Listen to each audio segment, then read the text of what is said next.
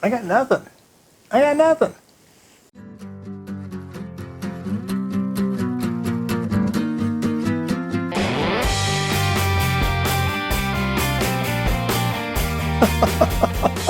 You know, some days the stupid jokes just flow and some days they don't. Today's one of those days, I guess. Hey, I am going to try to make a belt buckle today. A little bit different than the one I made a long time ago.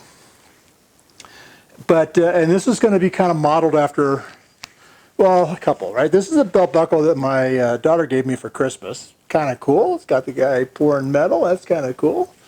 You see the way the belt is attached to this guy. It's got this loop that comes off the back and the belt just kind of hooks around it. Well, I decided that the process I was using for making it before just wasn't working out for me. Tried to make a couple of posts and then run a wire. I couldn't do it. Some things are beyond me, like most things actually. So we're going to try to do one like this. And I have modeled this up, given it the same kind of deal as the one you just saw. Other thing is, Martin had actually showed me some stuff off of his old Foundry Man. He had made some belt buckles in the past. I guess when they use rope. Sorry. I cracked myself up. So, this is a new one I'm making. This is for me. I'm going to make this for me. You'll notice that I have on here, I printed the runner on here. I printed the gate on. I printed a spin trap. So when I ram this thing up into the flask, this will actually come up this way and the little trap will be up in the coat. So we've got that going on. I'm going to vent it. You can see a little bitty hole right there. I'm going to vent right through there. I'm going to put a vent on the end of that. I'm trying to remember to put one on the end here. And I actually cast one of these yesterday. Got to show you this. This is why I got no jokes. Cast it. It came out not bad. I mean, I'd wear that. Not as good as I had hoped, but not bad. Way too much cleanup though for like this flash line here. The rest of it wasn't too bad as far as flash, but that's going to be a royal pain. And you can see the spin trap, how it worked. Off the end there, metal comes in, out, vented it right off the end of the tube here. What do you notice missing right there? How about that stupid little prong to mount your belt with? Hook it to the hole in the belt. Back in the furnace she goes. So let's get this thing rammed up and try to remind me to do that stupid little prong. All right. Here's the deal with this guy, right? This is not going to mold flat. It's got to be, and everything else on here is designed to be flat, sort of. So this is flat. It's flat here, here, here, and here to these points. Well, I can get 3 of them on there, and it's down there pretty nice. It's all nice and firm, but right here, it moves, right? It flexes. So I got to figure out something to shove underneath there. Last time I just did a couple of pieces of cardboard, and something tells me, since they're still sitting here, that's what I'm going to do again. So we're just going to put that into the middle. So there we go. We're going to do that. Put this guy on here, and we'll start ramming her up.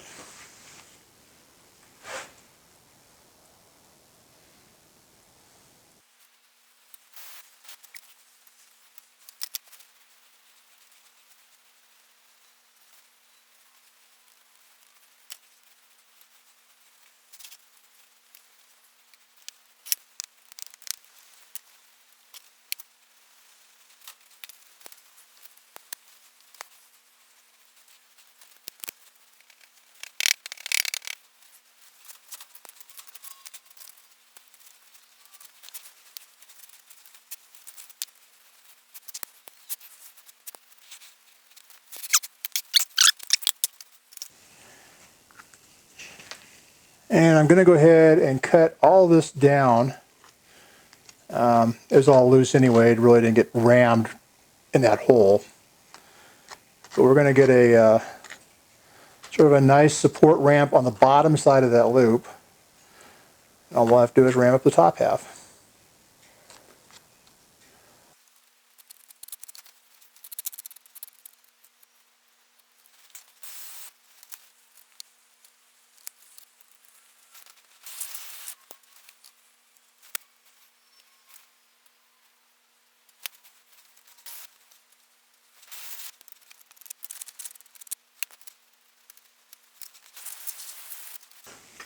All right, we're all cleaned off. I didn't want to bore you with all that, so I cut a lot of it out. Now, I got to put, I'm not going to put the sprue until last. Spin trap goes in. Okay, that's down. The vent with a little nail in it. Push that right down through there. Wish it was straighter, but it's not. This one will just get a little, the spin trap gets a little dowel just to sit in that. And I'm going to vent it out the front, I think. I didn't vent the last one. I actually planned on it, but then I forgot. I did it. I put the vent in, but I never connected it. And the sprue. The last part of this 100-part mold. There you go. Blow out the sand so I can put some more sand on it. Don't forget, you have to remind me to put that little thing on. The little, what do you call it? I want to call it a probe, but that's not what it's called.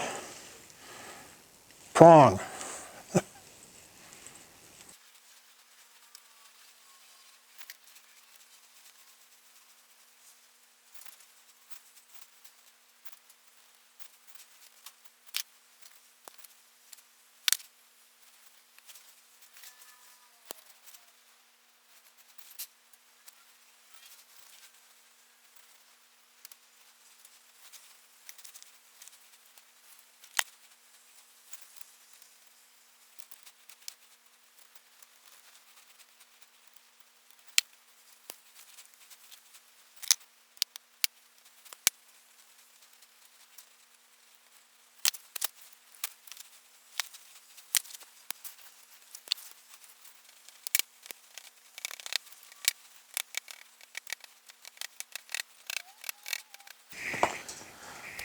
Alrighty, let's see if we can get these things out of here now.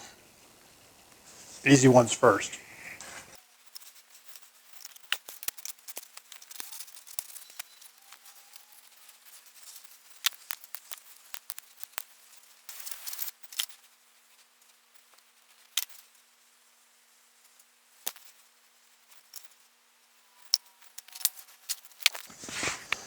Alright, let's open up, see if we can't get this thing apart now.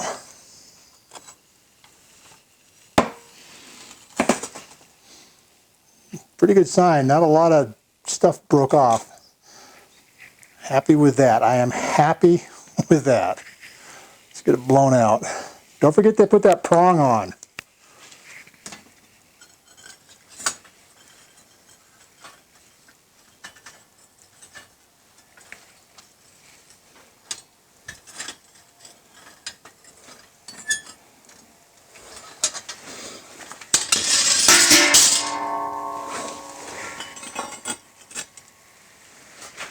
Alright, you guys, you know what you let me forget? The tang, the prong. I told you, and I told you, and I told you. But I put it in anyway.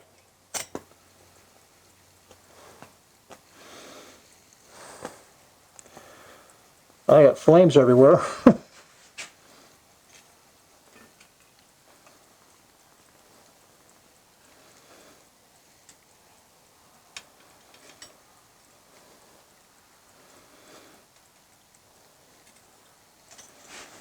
Well, I don't care what you're doing, if it's a sand casting or investment casting, whatever it is you're doing, we are sitting at the point of did she or didn't she?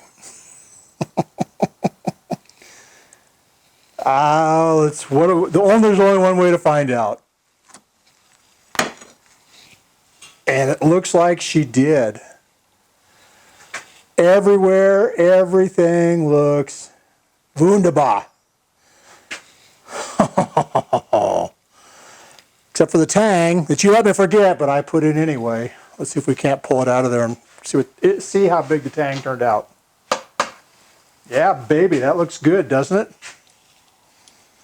Very green looking this time.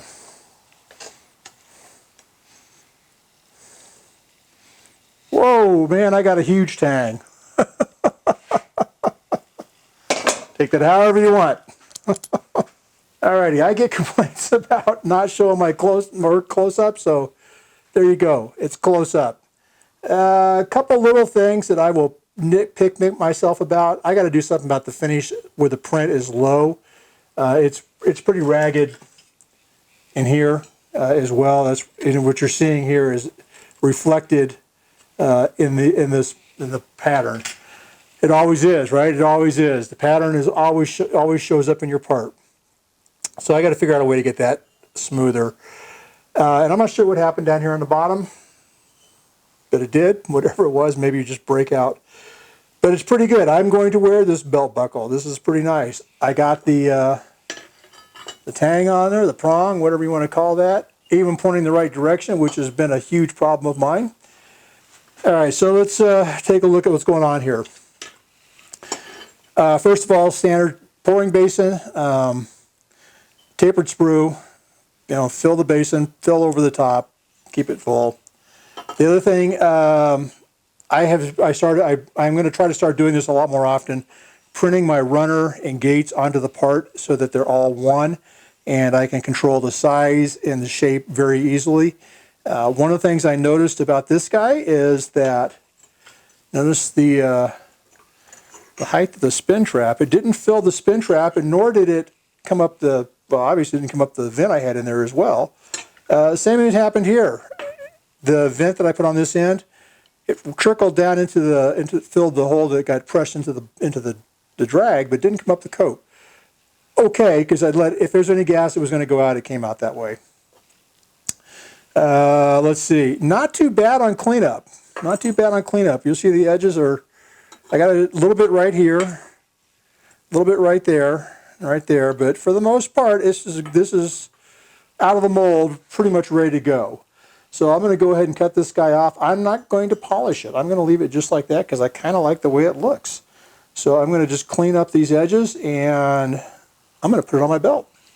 All right, there it is, my Molon Labe. That's what it says, M-O-L-M-O-L-O-N-L-A-B-E. If you can't read your Greek, that's what it says. Mu, Omicron, Lambda, Omega, Nu, I think it's Nu, Lambda, Alpha, Beta, Epsilon. There you go. Molon Labe. If you don't know what that means, look it up. At the risk of offending, my friends in New York, Illinois, and California, look it up. It has to do with 300 and the story that goes along with the stand with the 300. So that's what it's all about. Yay! So I'm pretty excited. Have a great day.